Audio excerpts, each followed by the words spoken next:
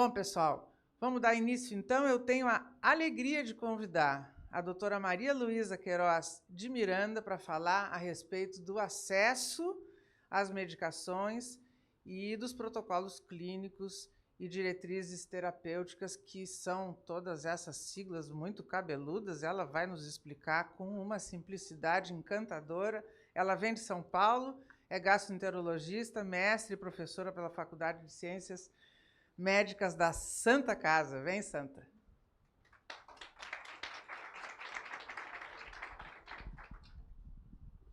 Bom, gente, bom dia a todos. Primeiro, eu queria agradecer novamente a ABCD, a doutora Marta, a doutora Luciana, pelo convite. Eu estou muito feliz de estar aqui. Eu trabalho no hospital, que é a Santa Casa de São Paulo, lá há mais de 15 anos, com pacientes que nem vocês, com doenças inflamatórias intestinais. E a Santa Casa é um hospital que tem por lema o acolhimento, né? O pronto-socorro é porta aberta, qualquer pessoa que chegar lá vai ser atendido, tanto é que a gente atende pessoas do Brasil inteiro, então eu fico sempre bastante feliz de poder participar de eventos e ter esse contato com vocês, que no final das contas, né, a boa vida de vocês, o bom prognóstico da doença é o nosso objetivo no final do dia, né? A gente discute, dá aula, assiste aula, mas no final o que importa é isso, e acho que sempre eles me colocam nos horários, assim, meio... Ontem foi antes do coffee break, hoje é aqui para acordar vocês já com esse tema, que é um tema aí mais cansativo, mas que eu acho que de extrema importância. Ontem a gente conversou com os profissionais da saúde, então nós precisamos entender para poder facilitar o acesso de vocês ao medicamento e aos exames, enfim. E vocês também precisam conhecer para saber, porque o que a gente conhece, a gente consegue cobrar, a gente consegue perguntar, a gente consegue entender melhor, né? Então, às vezes, vem aquele laudo, que depois eu vou mostrar para vocês, preenchido errado, chega lá na farmácia, volta, e a gente não entende por quê, e fica indo e voltando 500 vezes. Então, eu acho que é bastante importante a gente ter esse entendimento para facilitar, né, essa jornada que nem sempre é muito fácil. Então, vamos falar um pouquinho sobre o acesso aos medicamentos e também explicar o que é esse tal do PCDT aí, que é tão importante quando a gente fala de SUS, né, de Sistema Único de Saúde. Não tenho nenhum conflito de interesse para... Hoje não está funcionando ali, né? Conflito de interesse para essa apresentação. E por que é tão importante, né, falar sobre acesso? Porque tudo começa aí, né? Vocês devem estar vendo, né, que vários medicamentos estão sendo lançados, a gente está tendo cada vez mais, né, medicamentos aprovados no Brasil, tanto para Crohn quanto para retocolite ulcerativa, mas de nada adianta todos esses medicamentos ou exames, enfim, se a gente não conseguir chegar até eles, né? Então, basicamente, o acesso vai ditar o tratamento que eu vou poder passar para o meu paciente, porque eu primeiro preciso ver, é um paciente que tem acesso via SUS, Sistema Único de Saúde, é um paciente que tem acesso via saúde suplementar, plano de saúde, baseado nisso que eu vou, infelizmente, muitas vezes escolher o medicamento, nem sempre talvez fosse a primeira escolha que eu quisesse, mas o acesso acaba barrando tudo, né?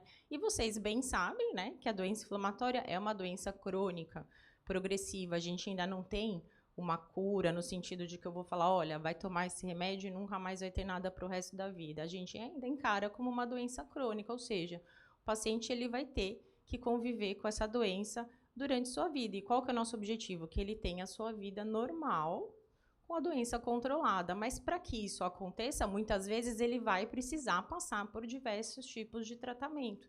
Então, quanto mais opções eu tiver disponível, melhor, porque ele vai ter acesso a mais tipos diferentes de tratamento. A gente bem sabe, embora a gente esteja falando de duas doenças, mas que são como se fossem várias doenças dentro das mesmas doenças, né? Então, tem paciente que responde a um remédio, tem paciente que responde ao outro. Então, muitas vezes, um só remédio não vai conseguir tratar todo mundo de forma adequada, né? E para eu ter esse tratamento bem sucedido, eu quero ter o paciente certo, no momento certo, com o medicamento certo. E para eu poder ter esse medicamento certo, eu preciso ter acesso, né? E, além disso, a questão dos exames, dos procedimentos, tudo isso vai estar relacionado nessa questão do acesso. Aqui, quando a gente fala de escolha, né, quando vocês estão de frente lá para o médico de vocês, conversando sobre qual vai ser o próximo passo do tratamento, essas são as coisas que a gente leva em consideração. Então, vejam aqui, ó, preferência do paciente é super importante, cada vez mais a gente fala nos nossos eventos sobre decisão. Eita. Acho que eu... Morreu.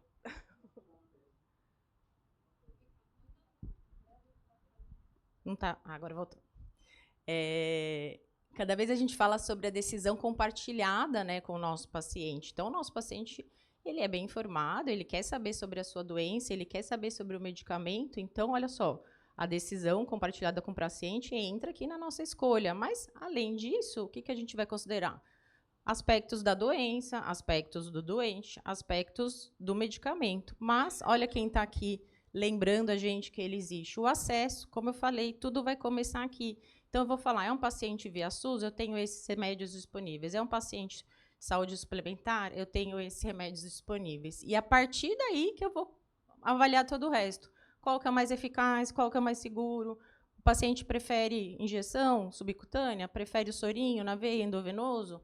Aí eu vou conseguir avaliar todo o resto. Mas o acesso, infelizmente, ele vai acabar tendo um papel muito importante nessa escolha, né? Essa imagem, gente, é só para vocês terem uma ideia, tá? Não precisa ficar, enfim, prestando muita atenção, que ela é meio poluída, mas só para a gente ter uma ideia de tudo que o medicamento passa até ele chegar, de fato, ao paciente, à prescrição do médico, né? Então, começa lá desde os testes de laboratório, que podem durar um tempão, aí, até 6 anos, até depois as pesquisas clínicas, que é quando, de fato, esse medicamento vai ser implementado, né, nos pacientes, e depois passa pela aprovação das agências regulatórias, que aqui no Brasil, no nosso caso, é a Anvisa, e se essa agência liberar o medicamento para uso no país, aí, então, ele vai passar para a fase de incorporação, quer seja via SUS, que é o Sistema Único de Saúde, quer seja via ANS, que é a saúde suplementar, com os planos de saúde e seguradoras. Então, olha, demora um tempão até, de fato, um remédio que a gente pensou, ou enfim, né, passou a achar que vai valer a pena usar para o paciente, chegar, de fato, para esse tratamento.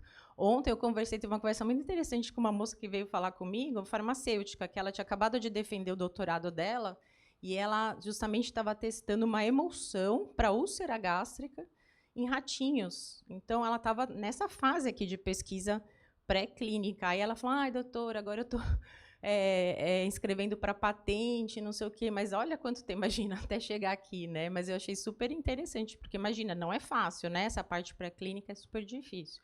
Então, achei bastante interessante que ela veio conversar comigo. Então, aqui, gente, vocês não precisam, depois, se vocês quiserem ler com calma, né, os slides, mas eu vou tentar aí, resumir um pouquinho o que é essa sopa de letrinhas de Conitec, ANS, enfim, PCDT, para a gente ter esse entendimento melhor. Então, a Conitec nada mais é que um órgão do governo que vai, na verdade, avaliar, né, se um medicamento, se um exame, se vale a pena ele ser incorporado no SUS, né?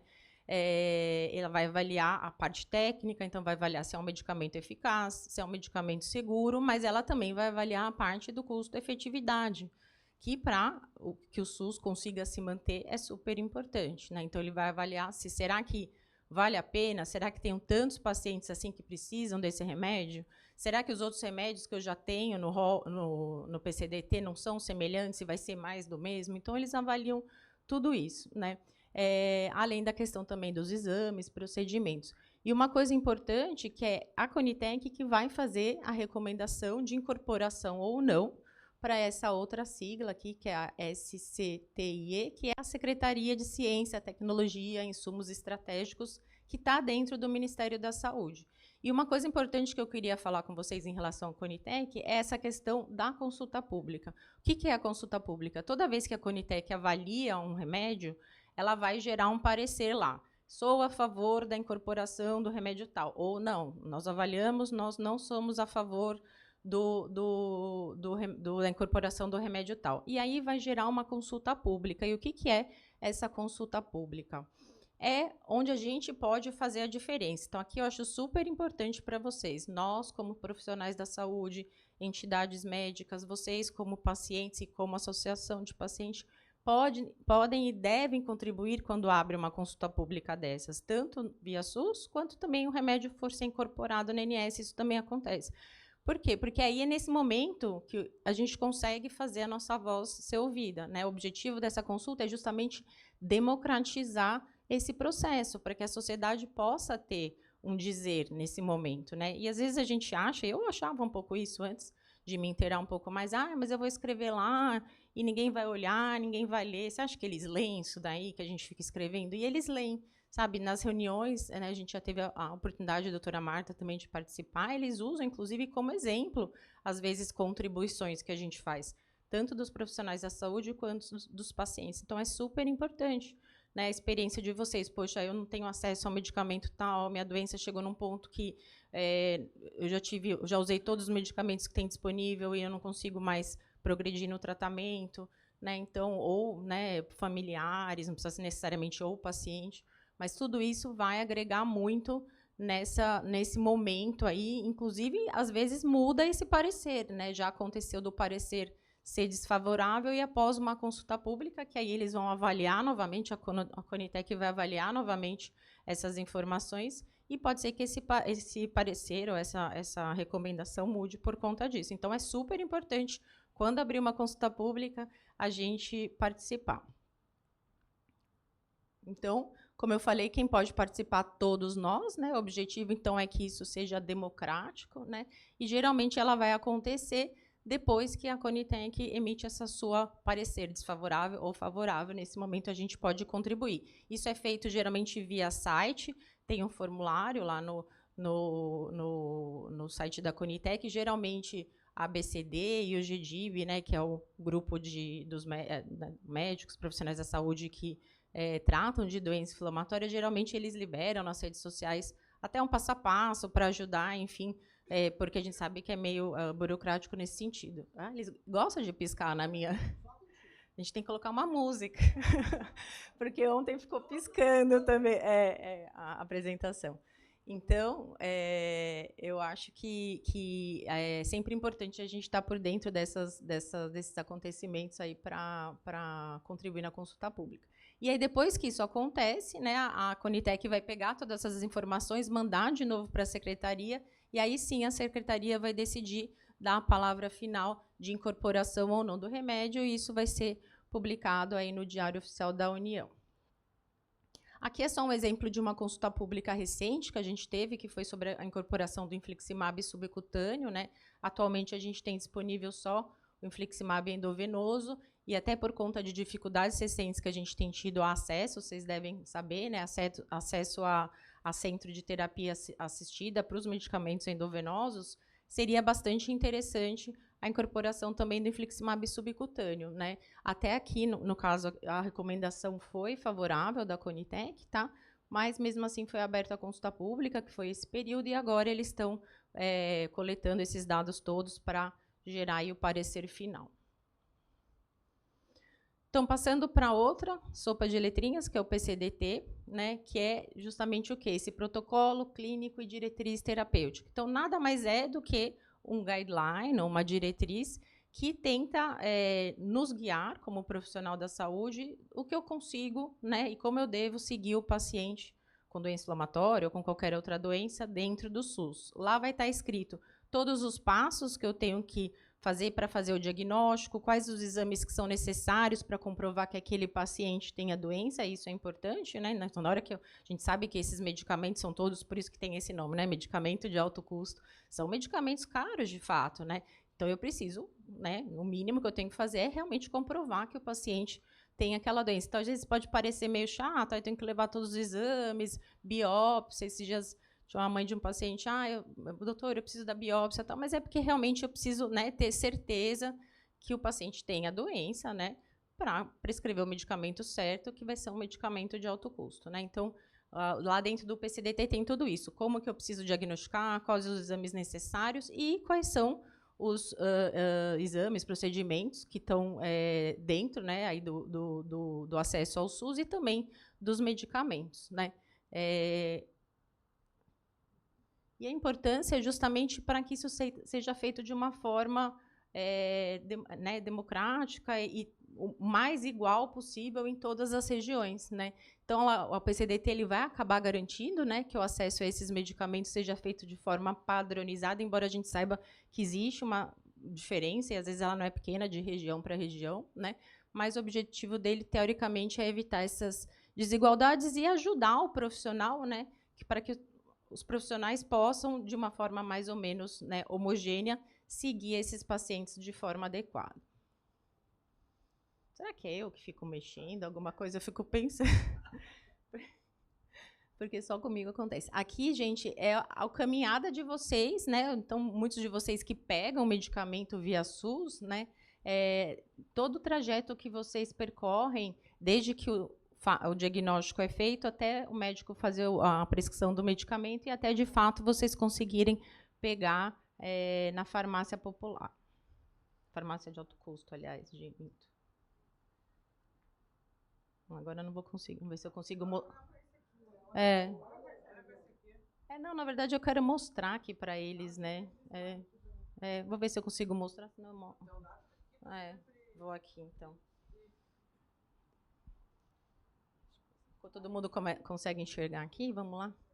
Não, então, desde que o médico, a gente faz o diagnóstico, os sintomas, o diagnóstico, a escolha do tratamento, o preenchimento do LME, que eu vou mostrar para vocês, que é aquele laudo, né, que a gente precisa preencher para ter acesso aos medicamentos.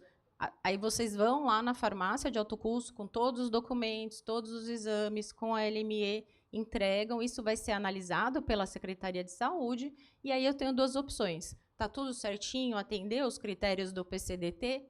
Sim, vai ser gerado um agendamento para que o paciente consiga pegar o medicamento e depois eu só preciso fazer aquela renovação que é a cada 6 meses, né? Se não atende os critérios, isso aqui é muito importante, tá, gente? Quando chega lá para pegar o medicamento e eles falam, não está correto, porque é sempre assim, né? Não está correto, não sei o quê, nananã.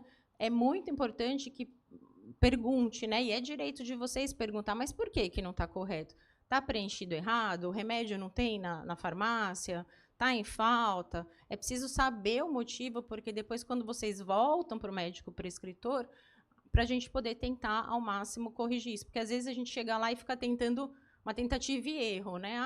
É isso que está faltando, é isso que não está. Às vezes a gente não sabe, às vezes eu olho lá e falo, nossa, eu não sei o que está errado, para mim está tudo certo. Mas às vezes é uma coisinha mínima que está errada. Então, se puder perguntar para o funcionário lá da farmácia de alto custo, vai facilitar, né, aí o tempo de vocês de não ficar indo e voltando toda hora com a negativa. Então, aqui, né, deixa eu voltar aqui e ver se eu consigo.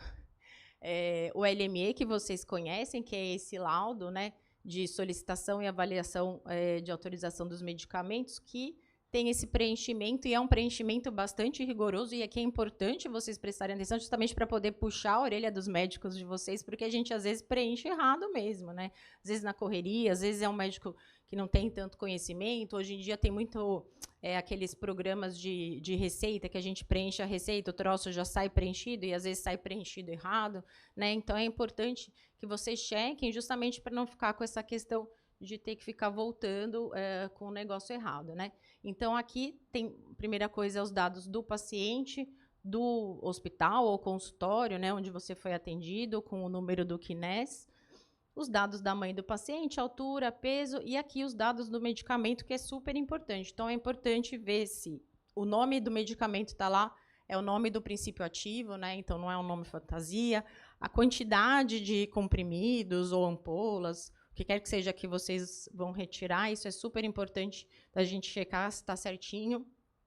O diagnóstico e o CID é muito, muito importante. Isso é uma das coisas que eu vejo que mais volta, né? Ontem eu até falei para o pessoal aqui dos profissionais de saúde que a gente tem que se atentar ao CID, porque embora existam vários CIDs para doença de Crohn ou vários CIDs para retocolite, não necessariamente todos esses CIDs que a gente tem ali descritos vão estar lá contemplados no PCDT. Então, a gente precisa prestar atenção se o CID que foi colocado aqui é o CID correto e se está, por exemplo, Crohn, né? K50.0, se tem o ponto 0. Eu já vi vários pacientes voltarem porque o médico não colocou o ponto 0, só colocou K50. E aí, até o paciente fala, ai, doutor, mas eu não posso preenchi aqui só o zerozinho, mas aí lá na secretaria, na farmácia falam, não, tem que ser com a letra do médico, com a mesma caneta, ou então se foi preenchido no computador, aí pior ainda, porque não pode rasurar, né? Então, é uma coisa importante de vocês prestarem atenção justamente para poder cobrar os médicos de vocês. A questão do, né, aqui uma breve história clínica, aqui os dados do médico, né, então lembrar dele preencher o CNS, tudo isso, e aqui os dados de vocês. Então, é importante conhecer para vocês poderem cobrar, né? Então, a primeira solicitação, eu preciso, né, desse LME, dos exames que comprovem a doença, no caso da doença inflamatória, geralmente vai ser a colonoscopia com a biópsia, ou uma tomografia, ressonância, no caso da doença de Crohn de intestino delgado, né? E depois, a cada 6 meses, fica mais tranquilo, é só a renovação com o LME e a receita, e os exames, que geralmente são exames de acompanhamento, né? Exames de sangue, para a mesalazina especificamente, eles pedem exame de urina, né? Que é uma coisa que a gente nem precisaria pedir com tanta frequência, mas eles pedem, então precisa ter o exame de urina. E no caso de terapia biológica ou pequenas moléculas, que é o tofacitinib, que a gente tem agora para retocolite ulcerativa, eu preciso daquela pesquisa da tuberculose latente, que é o IGRA e o raio-x de tórax também, que eles pedem. Então, é importante vocês conhecerem isso para justamente saber cobrar da gente, porque a gente, às vezes, é meio cabeça dura, esquecido, está correndo e faz tudo errado. Só que vocês que acabam, né, tendo que perder tempo indo e voltando. Então, é importante conhecer para poder ver se está tudo certinho. Esses são os medicamentos que a gente tem atualmente no PCDT para a doença de Crohn, tá? Então, o PCDT da doença de Crohn, ele é mais antigo, de 2017, embora a gente já tenha tido recomendação de incorporação, que eu vou mostrar para vocês, de mais 2 medicamentos biológicos para o Crohn, para as doenças de Crohn, pacientes com doenças de Crohn que são falhados a terapia com anti-TNF, que seria o infliximab, adalimumab ou cetolizumab e pegol, ainda não foi atualizado o PCDT. Então, isso é uma questão que a gente está tendo, porque os medicamentos já tiveram a incorporação, mas a gente não consegue, de fato, prescrever para vocês e vocês se tirarem na farmácia, né? Então, acaba tendo esse atraso aí. Mas isso é o que a gente tem atualmente, né? Esses são os 2 medicamentos que já foram, inclusive, publicados no Diário Oficial da União, né? Então, só falta ser incluído no PCDT e os medicamentos chegarem na farmácia, que é o vedolizumab e o ustekinumab para os pacientes com Crohn falhados a terapia anti-TNF. Então, vai ser ótimo, porque, por enquanto, a gente só tem medicamentos todos da mesma classe, quando a gente fala de terapia biológica, né? Para a doença de Crohn no PCDT.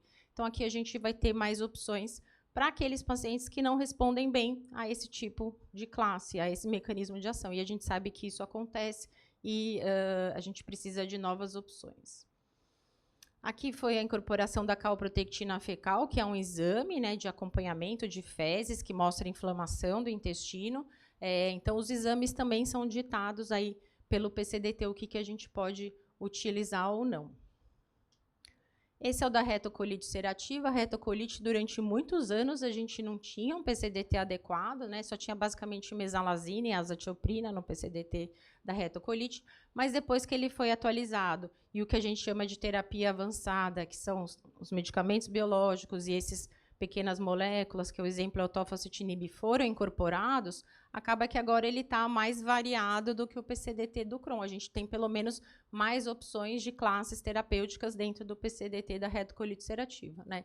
E dentro até da própria mesalazina, que é um medicamento para retocolite que a gente ainda usa bastante e funciona muito bem para muitos pacientes, a gente tem mais opções até de apresentação, né? Então, eu tenho o comprimido, o supositório, o enema, o sachê, coisa que para o Crohn a gente não tem. Então, realmente o PCDT do Crohn agora está meio atrás, a gente precisa dessa atualização. Aqui, né, na minha opinião, eu coloquei e listei para vocês, depois vocês provavelmente devem ter várias outras necessidades não atendidas que eu considero aí mais importantes do SUS. Então, primeiro, a disponibilização desses medicamentos que já foram, né, com essa sugestão de incorporação, já foram incorporados, na verdade, mas ainda não estão sendo disponibilizados, que é o ustekinumab e o vedolizumab. A incorporação eventual do infliximab subcutâneo, que eu acho que vai ajudar bastante com esse problema da falta de centro de terapia assistida. A questão da calprotectina fecal, que é esse exame, né, que mostra a atividade inflamatória do intestino, que eles colocaram só para doença de Crohn de cólon. Retocolite, que a gente usa bastante para acompanhamento da retocolite, não foi contemplada. A incorporação de medicamentos novos, então aqui a lista dos medicamentos que foram aprovados mais recentemente pela Anvisa, então lógico que a gente sempre quer ter novas opções e mais opções de tratamento para vocês. E a questão dos centros de terapia assistida, centros de referências e a equipe multidisciplinar, que a gente sabe que é tão importante no tratamento das doenças inflamatórias, que, na maioria das vezes, via SUS, e mesmo, vou falar para vocês, saúde suplementar, a gente não tem acesso a uma equipe de qualidade. A gente não tem uma Maria Isabel do nosso lado, uma nutricionista especializada, assim, a todo tempo. É uma pena. É a mesma coisa com psicólogo, farmacêutico, né? Isso faz total diferença no tratamento da doença inflamatória intestinal. Então, agora, rapidamente, gente, já para terminar, só um pouquinho sobre a saúde suplementar e o rol da ANS, que também, para aqueles que têm acesso via saúde suplementar, é importante entender, né? Então, o que é a saúde suplementar? É esse conjunto de ações e serviços de saúde que vão ser operados por órgãos privados, né? Operadoras privadas, planos de saúde, seguros de saúde, que pode complementar o serviço prestado pelo SUS ou, muitas vezes, substituir. E ela é regida por esse famoso rol da ANS, né? Que a ANS é essa Agência Nacional de Saúde Suplementar, né? Então, do mesmo jeito que a gente tem um PCDT para o Sul, a gente tem esse rol que, para a saúde suplementar, vai ditar a cobertura mínima obrigatória para os planos de saúde. Então, isso é importante entender. O que está lá, a cobertura é obrigatória, mínima. Não quer dizer que ele só vai liberar aquilo. Lógico que, geralmente, eles se baseiam naquilo, né? Mas nada impediria, na verdade, de que eles liberassem outros medicamentos que acham prudente, enfim, que vão evitar, né? Porque, às vezes, quando a gente fala de custo, né? A gente falando de operadora de saúde, eles falam basicamente de custo, né? Mas às vezes a gente está olhando o custo imediato, né? Então, quanto que custa aquele remédio, quanto que vai ser? Mas tem que pensar a longo prazo, qual que vai ser, né, o custo desse paciente, se ele tiver internações múltiplas, se ele for submetido a procedimentos cirúrgicos, se ele tiver que ficar trocando de tratamento a toda hora, né? Então, geralmente, o período mais caro do tratamento é aquele período inicial que a gente chama de indução, né? Que tem mais doses, ou a dose é maior, então, às vezes, se a gente conseguir acertar o medicamento de primeira, ele vai ficar mais tempo com o mesmo medicamento, vai ser um custo menor, né? Mas o problema é que, às vezes, se olha só o custo imediato, né? Então, na verdade, o ideal seria fazer essa avaliação global aí do custo. Esses são os medicamentos que a gente tem atualmente no rol da ANS, tanto para a doença de Crohn quanto para a retocolite. Vocês podem ver que é diferente o rol de um para o outro, e aqui é o contrário. Aqui o rol do Crohn é mais extenso e mais, tem mais classes ali de medicamento. Por quê? Porque o rol para a doença de Crohn e para a retocolite, o que rege eles é um pouco diferente. Então, a cobertura mínima para a doença de Crohn, eles incluíram por doença. Então, todo medicamento biológico endovenoso subcutâneo que é liberado pela Anvisa no Brasil, automaticamente ele entra no rol da ANS para a doença de Crohn, porque está escrito dessa forma, né? Agora, quando foram fazer o rol da retocolite, eles escreveram de forma diferente, eles colocaram por medicamento. Então, cada medicamento que é liberado pela Anvisa, ele precisa ser submetido a uma análise e vai ser incorporado ou não pelo rol. Então, ele não entra automaticamente. Por isso que cada medicamento, a gente tem que medicamentos novos, né, que foram liberados aí recentemente, como o risankizumab, gozelcumab, que são aprovados tanto para Crohn quanto para retocolite, mas para Crohn, automaticamente, eles já entram no rol, enquanto que para retocolite eles vão ter que submeter, né, a uma análise da ANS, enfim, para poder serem incorporados também. E aqui também tem consulta pública. Então, esses medicamentos em breve estão sendo já, que eu fiquei sabendo, submetidos, né? E logo que isso for avaliado, provavelmente vai abrir uma consulta pública também para que a gente possa contribuir, tá? Então, né, o que a gente precisa conhecer para poder, né, justamente ir atrás dos nossos direitos, né, que o plano deve cobrir o que está no rol. Então, às vezes, tem muito paciente, eu vejo isso, que chega e fala, ai, doutora, mas eu tenho medo de pedir esse remédio porque aí eu vou perder o plano não sei o quê. Não, eles são obrigados a pagar qualquer plano, desde o mais top até o mais simples. Está lá no rol da ANS, pode dar uma dor de cabeça, pode dar um trabalho, mas a gente tem que ir atrás, porque está no rol, é o nosso direito. E aí entra o médico, que cabe a ele fazer um relatório, né? Então, ontem eu falei bastante sobre isso, do relatório detalhado, com tempo de doença, quais os medicamentos que o paciente já usou, quais as complicações que ele pode ter, caso ele venha a não usar o medicamento, ou as complicações que ele já teve, se já teve cirurgia, enfim, já teve internações, tudo isso é super importante constar no relatório, porque quanto mais informações tiver, muitas vezes a gente tem que lembrar que os colegas, né, os auditores que analisam não são necessariamente especialistas, então quanto mais informações a gente puder trazer, mais fácil a gente vai ter essa liberação. Mas tudo que está no rol é de cobertura obrigatória, tá bom? Então, é importante vocês saberem isso para, caso tenham alguma negativa, irem atrás, né? Porque é o direito da pessoa que tem aquele plano de saúde. Então, é isso, gente. Como mensagens finais, eu trago aí para vocês que a gente precisa falar sobre acesso aos medicamentos, tanto nós, profissionais da saúde, como vocês, como pacientes, porque isso vai facilitar, né, a nossa jornada. Olha, eu já falando da nossa jornada, porque é nossa jornada, né? A gente anda sempre junto, né? Quando possível, participar das consultas públicas. Existem várias necessidades não atendidas, ao meu ver, mais até no SUS, né? Mas existem muitas necessidades que não são atendidas. Vocês devem, então, os pacientes devem conhecer os direitos para poder cobrar, né? E todo esse processo parece meio árido, mas é importante conhecer para saber o que esperar e o que a gente pode cobrar. E nós, enquanto profissionais da saúde, também, porque a gente tem um monte de gente que não sabe o que é PCDT, nunca parou para ler o PCDT, né, o que está. Às vezes fica, não sei o que, não tem liberação, mas já foi lá ver se o PCDT, se tem isso no PCDT, então a pessoa às vezes não se dá o trabalho. Então é importante que a gente, como profissional de saúde, conheça isso, justamente para tentar facilitar ao máximo essa jornada de vocês ao acesso do medicamento, quer seja via SUS, quer seja via saúde suplementar. Então, era isso, gente. Obrigado pela atenção. E aqui é a foto lá da Santa Casa. Quando vocês estiverem por São Paulo, vão lá conhecer, porque é muito bonito o prédio. Obrigada, gente. Obrigada a você. Não só bonito, como uma obra de arte, a Santa Casa de São Paulo. É um orgulho nacional onde você trabalha.